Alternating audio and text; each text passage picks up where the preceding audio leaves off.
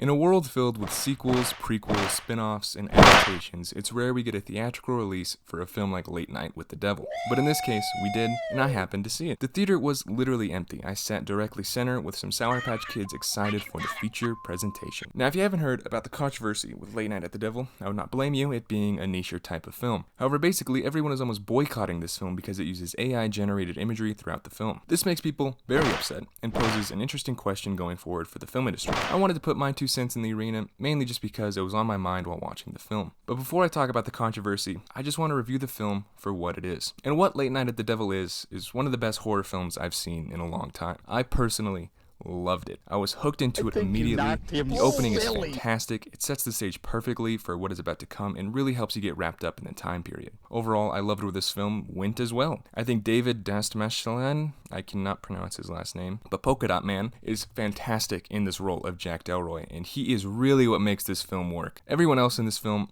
was casted perfectly, and they all did a fantastic job. Even the younger girl played a great creepy kid. I loved how when they were shooting the show, it was in color and almost a 1-to-1 aspect ratio, though it wasn't that extreme. And during the behind the scenes footage, it went more full screen and black and white. I think this film is very smartly made. Nothing is really said out loud about these people, but a lot of disturbing characteristics are simply hinted at throughout. I love the subtlety and the trust of these characters slowly running out as the film progresses. I think the pacing of this film should be studied in film school. It hits every beat with perfect timing and develops the story in such a natural way, it never leaves you bored or waiting. It's very quick, much like a TV taping would be, and it just adds to the realism. This film is also quite funny at points. I laughed out loud multiple times with the film's wink wink nod nods from the host. His bit about Johnny Carson was actually pretty funny in the beginning. Speaking of pacing, I just love how this film unfolds. It just slowly gets worse and worse and more unsettling with every single minute that passes.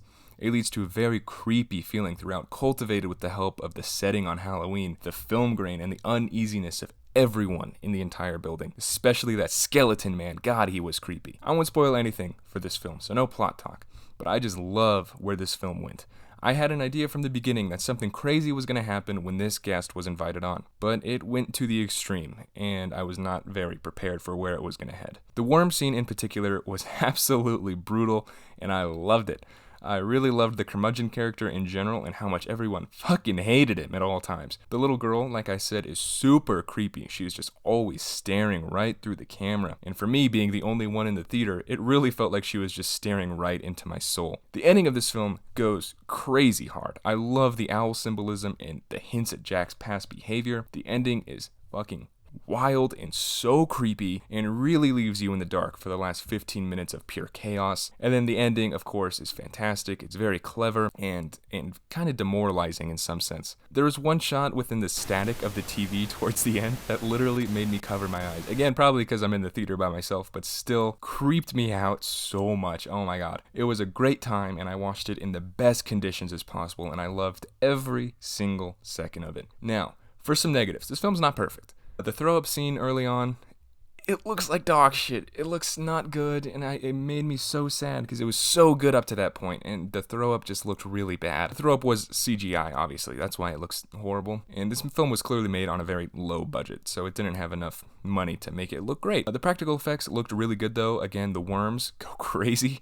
But if that throw-up was practical, it would have been so much better. And I feel like that wouldn't have been that hard to do, honestly. And, of course, the AI part of the equation. So for every cut to commercial or cutaway from the show in general, the film uses AI-generated imagery. Many complaints I saw on Letterboxd said it was really shoving it in the audience's face, and genuinely led them to end up hating the film as a whole, even though they did like the film.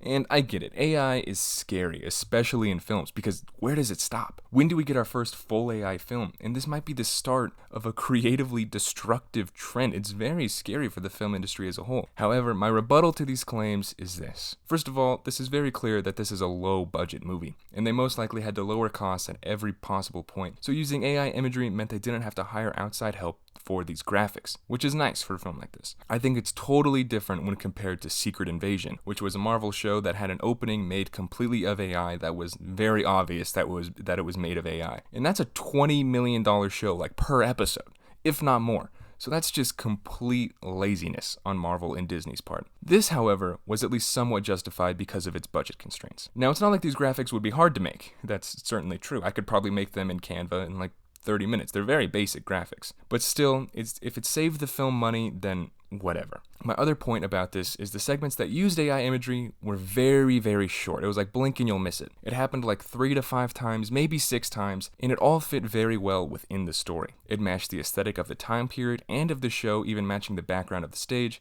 so it looked like it fit. It never took me out of the film, and I definitely didn't think that the film was waving it in our face like, look, look, look, it's AI over here.